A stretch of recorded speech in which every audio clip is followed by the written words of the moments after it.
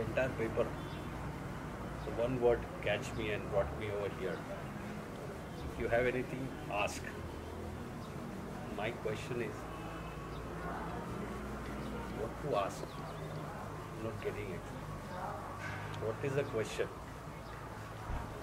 And how to ask her? What question I need to frame?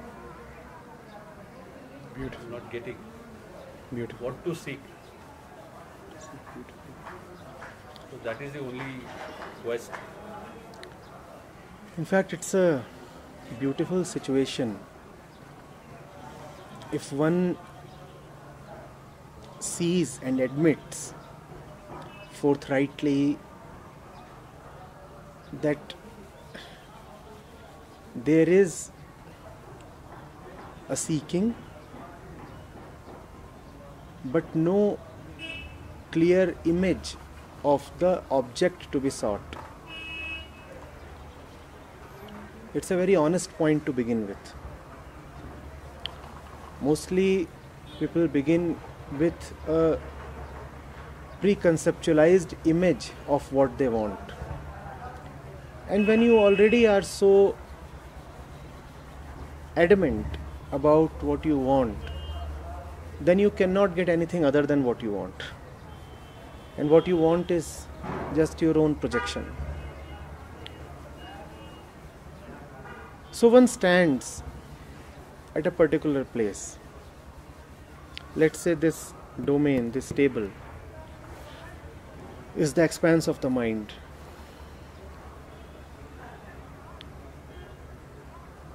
The very question of question arises because one does not like the boundaries. One does not like the boundaries, neither does one like much of what is within this expanse.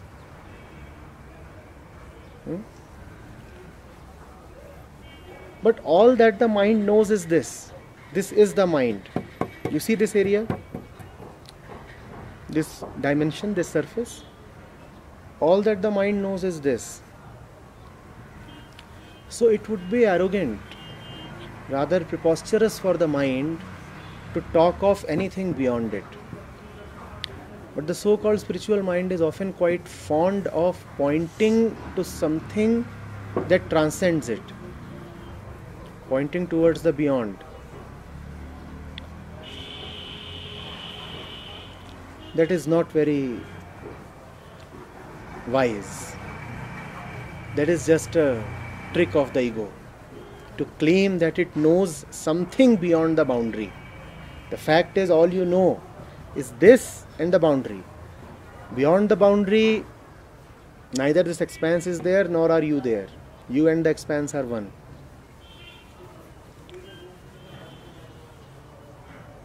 So one is here, and this offers very little tranquility, very little peace.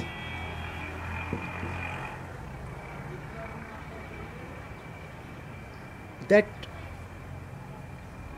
separation, the distance from what one really wants, that is the only inquiry.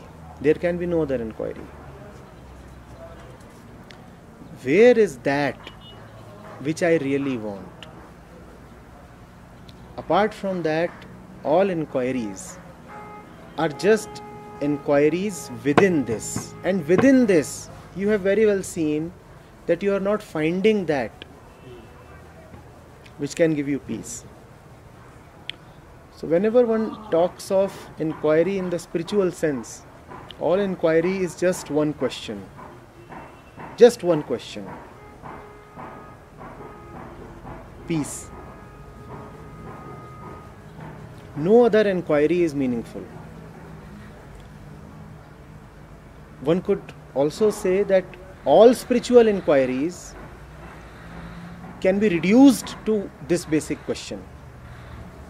Apart from this, if you ask what is the difference between the two principal types of yoga,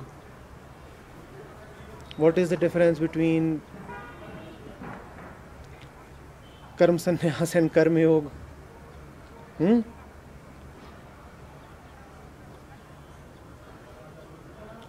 And miscellaneous other questions. Is Tantra any good? Does the Koham method work? And you can be lost in a maze of curiosities. All of that will just add to your knowledge, and all knowledge belongs to this. So none of that will take you beyond this. And you have known, you have seen, you know it since a very, very long time, that within this, whatever is there, that contributes only to an inner chaos. So what is the right question? The right question is, I am here and I do not know where that is, so I do not even know what to ask. And that's one's honest position. That is the predicament of all of mankind. I am here and I do not even know where to go, which means I can't even ask the question. Suppose you are on the road to Chandigarh. You at least know that from here, Dharamshala, you want to go to Chandigarh. If you are lost, you can catch hold of someone and ask, which way to Chandigarh, sir? Here you do not even know where you want to go. So what would you ask? And that is the most innocent question then. Where is that? Where to go? Where would I find that? All I know is that I am not getting it here. Where would I get that? If I assume it, then I am just being arrogant. Arrogant and stupid for myself, because I would not be helping myself by claiming in advance that I know that I must go to Chandigarh.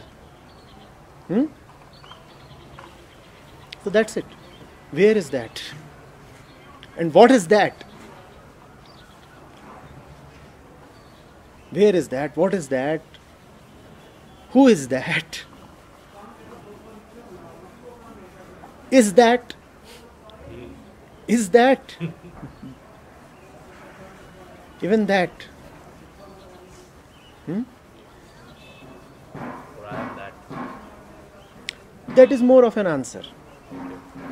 That is again more of an assertion. Is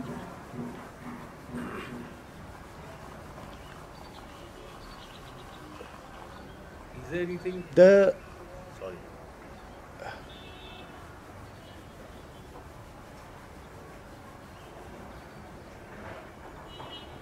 really inquisitive one would actually ask very little. The one who actually wants to know would ask very little. He very well knows that all his questions emanate from himself and cannot take him hence beyond himself.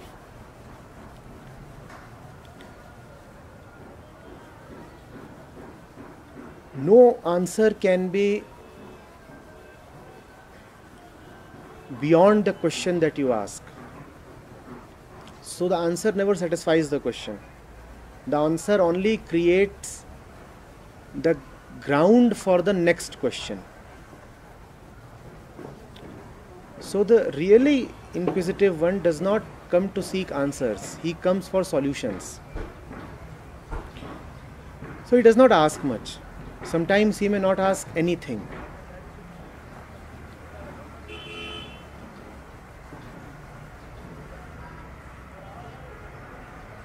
Not because he is hiding something, but because he knows the pointlessness of asking a limited question. A limited question would only elicit a limited answer. And a limited answer can never be a solution to the question. To allow the teacher to offer a solution, one has to let go of any limitation. if one has decided in advance that one wants to ask and wants to know only this much, then how will life or the teacher be able to give him anything beyond this much? The question says, this much is my curiosity. The solution to the question is always immense. It's only in the vast ocean that all questions dissolve. But if one says, this is what I want to know, then how will one receive anything beyond this much? Now by that, of course, I do not mean that one must not talk or not ask. But one must also know that it is not through his question that his solutions will come. The question demands only an answer, never a solution. So one then does not take his question very seriously. One just puts his situation forward on the table and leaves it there. One just says, this is where I am. And then the whole thing unfolds from there, proceeds from there.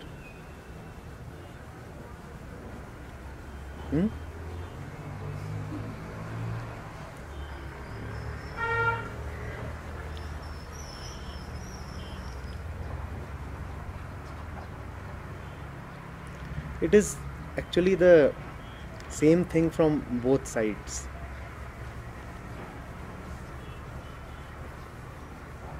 A real interaction is not like a press conference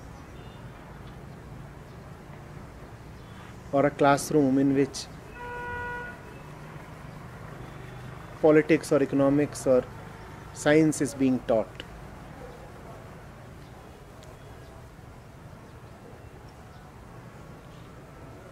In a real communication, neither is the student very interested in asking questions, though he would ask a few questions, of course. There would be exchange of words. Nor is the teacher greatly interested in giving answers.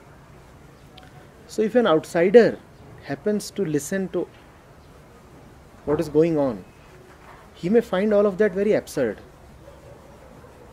Because what the teacher is saying may have very little to do with what the student has asked. It is never a direct answer. The question is this much, the direct answer will also be this much. What is the point? Has one come here to maintain his limit as this much?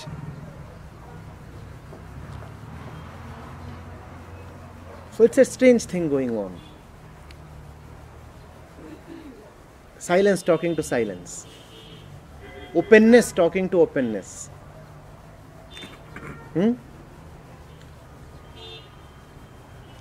Somebody has just said something, and then the other one to just say something. Now what is being said may sound quite incoherent, and yet something magical has taken place. Magical only for those who are immersed in it,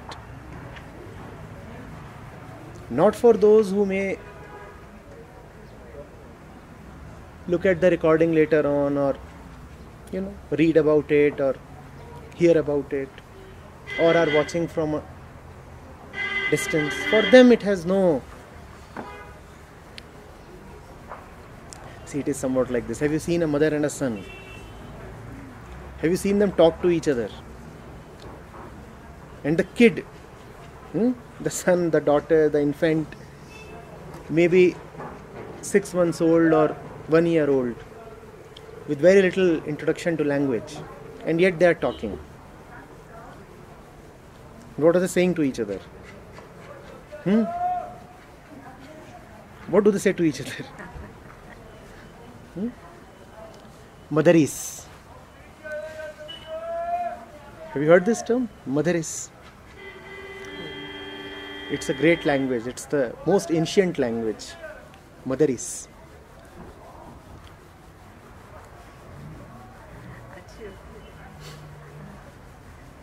And a very lively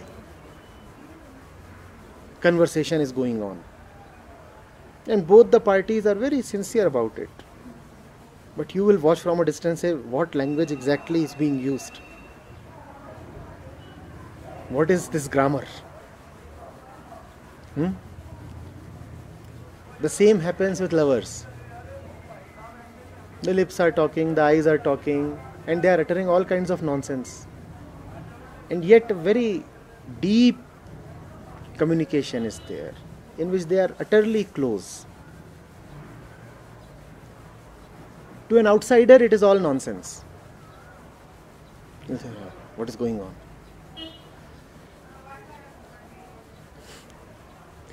Even to those lovers, it would be nonsense later on.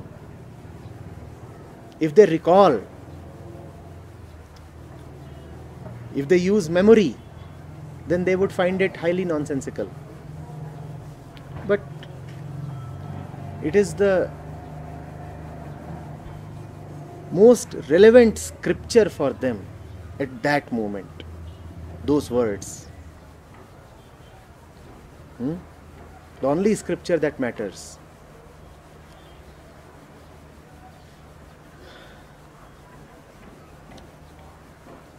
So be it between the mother and the child, or between lovers, or between the teacher and the student, it's the same thing. The teacher is the mother, the teacher is also the lover.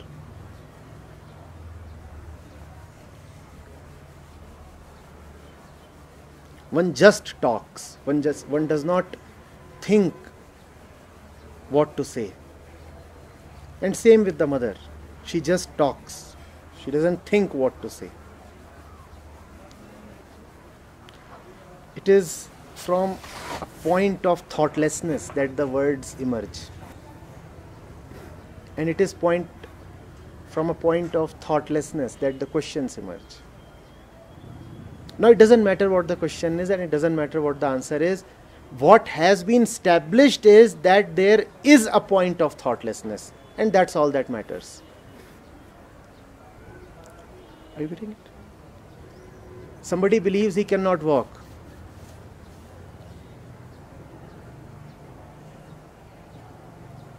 And something magical happens. And he starts running absurdly, chaotically, randomly, running and stumbling, running and reaching nowhere, running around in circles sometimes. So if you will try to find out where he has reached, you will find that he has reached nowhere. If you will try to find out how much distance he has covered, if you will try to find out a reason, an objective, a pattern in his running, nothing. You will say all this running is useless. It is not useless. This running has established that he can run. And his fundamental assumption was that he cannot walk. Are you getting it? That is the nature of this conversation. We live in thought, we live in planning, we live in organization, we live in questions and answers, we live in protocols, orders. The very fact that you could say something which you cannot otherwise say establishes that it is possible to speak and live and act from the heart.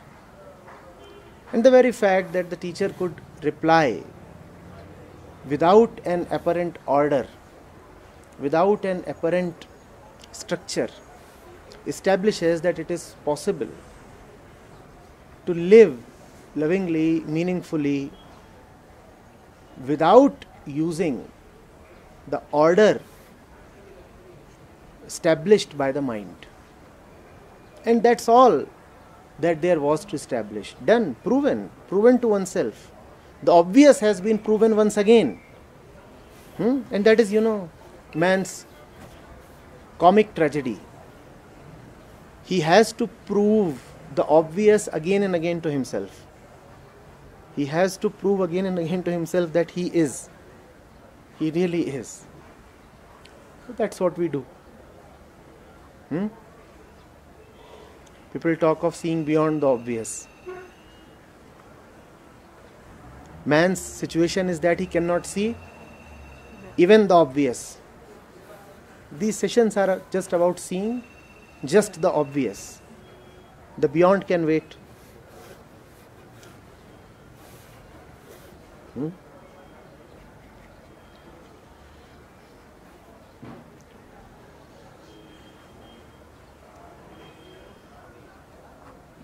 Don't you see that right now you are not what you usually are? If your friends, relatives, acquaintances look at you this moment, they would not be able to identify you. And that's what we are here for, to see that it is possible to be more authentic, more real. That it is possible to spend time in this way, and hence it is possible to live an entire life this way. If you can be what you are right now, why can't you be the same the entire life? The entire personality changes, the whole countenance changes, the expression on the face, the look in the eyes. I have seen people when they are here sitting with me, and then their faces, and then their faces in other situations. It's not the same one. This establishes, it proves to ourselves that we are this. We can be this. Not only we can be this, this is more authentic than what we usually are. These moments are a great reminder. They bring us back to ourselves. Are you same right now as you were 2 hours back at the canopy? Those thoughts, those... I was fighting. Conflict. Fighting with Huh?